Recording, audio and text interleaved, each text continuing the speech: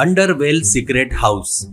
पटियाला बोलकर गांव था। उस गांव में राठौड़ करके धनवान को तरुण नाम का लड़का रहता है। वो बहुत ही डरपोक था। कुछ भी बड़ी आवाज आती तो घर में जाकर छुप जाता था। कहीं भी जाना होता तो अपने दोस्तों को लेकर जाता था। ऊपर से वो गांव देश के सरहद के नजदीक रहने से हमेशा दूर से गोलियों की आवाज, बम की आवाज आती रहती थी। इससे वो गांव वालों को भी डराता था। उतना ही नहीं, इससे गांव वाले आकर राठौड़ से उस सामान की भरपाई लेकर जाते थे।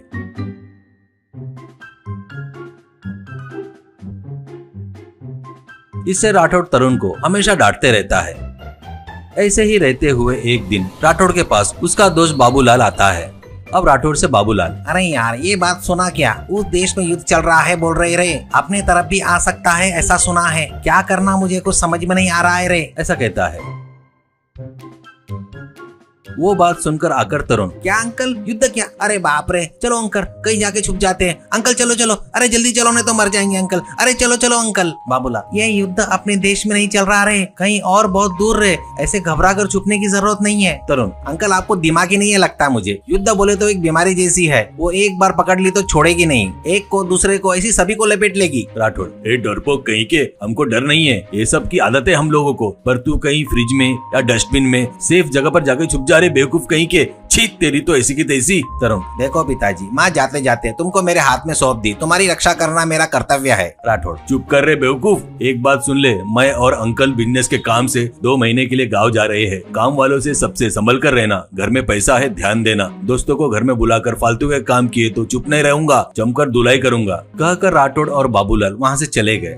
वो लोग जाने के बाद मन में तरुण, अरे ये पिताजी है ना, एकदम पगला गए हैं हमारे पिताजी। युद्ध बोले तो मामूली बात नहीं है। ऊपर से विमान से हमला कर सकते हैं, ड्रोन भी भेज सकते हैं। कैसे भी करके पिताजी को बचाना होगा। यानी इसके लिए एक ही रास्ता है, ऊपर से विमान आए तो, ड्रोन आए तो भी अपन नहीं दिखना चाहिए। वैसे ही उन लोगों को दिखाना होगा। कहीं तो भी अंडरग्राउंड में सीक्रेट हाउस बना लिए तो बढ़िया, किसी को नहीं दिखेंगे तो बढ़िया सीक्रेट हाउस बनाकर मेरे पिताजी को बचा लूंगा।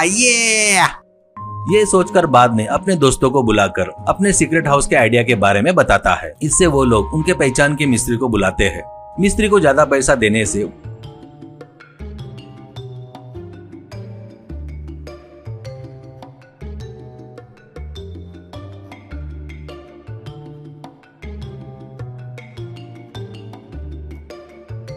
वो बहुत कम समय में ज्यादा लोगों से काम पर लगाकर पुराने घर को तोड़कर अंडरग्राउंड में एक सीक्रेट हाउस बनाता है। इसके बाद फिर तरुण उस सीक्रेट हाउस के दरवाजे के चारों ओर एक कुआं खुदवाता है। उसके बाद एक दिन दोस्तों के साथ अंडरग्राउंड सीक्रेट हाउस में शराब पीते हुए एंजॉय कर रहा था। अब तरुण से उसका दोस्त शेषु, अरे यार, अंडरग्राउंड में घर बनवाया ठीक है रे, पर ऊपर कुआं क्यों खुदवाया रे? मेरे को अभी तक को समझ में नहीं आया रे। तरुण, अरे मेरे दिमाग बकरे, अंडरग्राउंड में घर है करके पता चला तो, किसी ने बम डाला तो वो बम का क्या होगा रे? नीचे आ जाएगा रे। और वो कुआं बनाए ना, वो बम उस कुएं में गिरेगा। कुएं में गिरा तो क्या होगा? पानी में गिरेगा। तब बम क्या होगा? फुस हो जाएगा, बुझ जाएगा रे। इसलिए कुआं बंधवाया रे। कहने से सभी दोस्त तालियां बजाते हैं। ऐसे कुछ दिन तक सभी लोग पी रहे थे।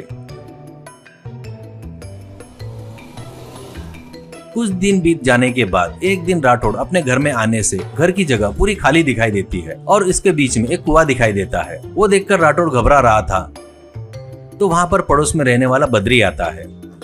अब राठौड़ से बद्री, अरे भैया टेंशन मत लो, तेरे लड़के को कुछ नहीं हुआ, बस वो थोड़ा पागल है भैया। कहीं तो भी युद्ध चल रहा है सुना वो, उसको कितना भी बताए तो भी नहीं सुना। हमको तो गंदी गंदी गालियां दिया भैया। हम उसको झेल नहीं पाने के कारण कान बंद करके चले गए भैया। पूरा घर 2 दिन में गिरा दिया। बड़ा अंडरग्राउंड बनाया वो, क्या तो भी सीक्रेट हाउस बनाया फालतू का, ऊपर से ये कुआं भी बनवाया। कहकर कुएं के पास खड़ा राठौड़ को ले जाकर बद्री उसको कुएं में ढकेल देता है। उसके बाद बद्री भी कूदता है। उसके बाद दोनों मिलकर एक अंडरग्राउंड सीक्रेट हाउस में जाते हैं।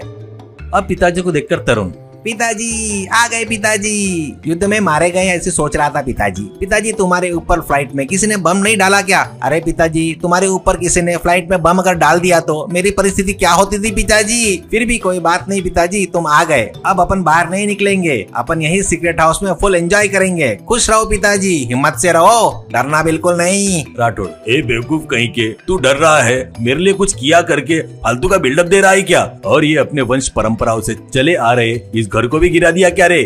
अरे पिताजी कुछ भी किए तो अपनी सेफ्टी एकदम इम्पोर्टेंट है। मैं नहीं गिरा था, कभी तो भी एक एरोप्लेन या ड्रोन आकर अपने घर को ध्वस्त कर देती थी ना। ये तो एकदम कंफर्म न्यूज है पिताजी। ये सुनकर उसके सभी दोस्त तालियां बजाते हैं। उसके बाद तरुण से राठौड़, ए बैल कहीं के, गधे कहीं के, कहीं तो भी 4 समुंदर पार युद्ध चल रहा है तो अपना घर ध्वस्त करके ऊपर से कवरिंग दे रहा है क्या? तू और ये तेरे 4 मल्लार दोस्त बेवकूफ तालियां भी बजा रहे हैं। हाँ वैसे भी तुमको काम धंधा तो कुछ है नहीं, करके ऐसा करते क्या रे बेवकूफ कहीं के? ऐसा कहता है तरुण। तुम टेंशन मत लो पिताजी, अब अपने को फुल काम है। इस पूरे गांव में सबसे ज्यादा बिजी हम चारों ही है, पता है क्या आपको? क्यों पता है क्या? अपन घर गिरा दिए ना, उसके बाद अपने को देखकर दूसरा भी अपना घर गिरा देंगे और वो पूरा कॉन्ट्रैक्ट अपने को ही देंगे डैडी। अपना घर दिखाएंगे, दिखाकर मॉडल बनाकर सबके घर जाकर अपन घर गिराकर हमारे ऐसा घर बना लो करके बोलेंगे। चलो डैडी चलो चलते हैं। राठौड़, पूछना क्या है रे, पहले मेरे से ही शुरुआत करता हूँ। मेरा घर तोड़ा ना तूने, मैं क्या करता देख, करके बोलकर बाजू पड़े लाठी को लेकर उसको और उसके दोस्तों को जमकर धुलाई करता है। उससे वो लोग फटाफट बाहर भाग जाते हैं।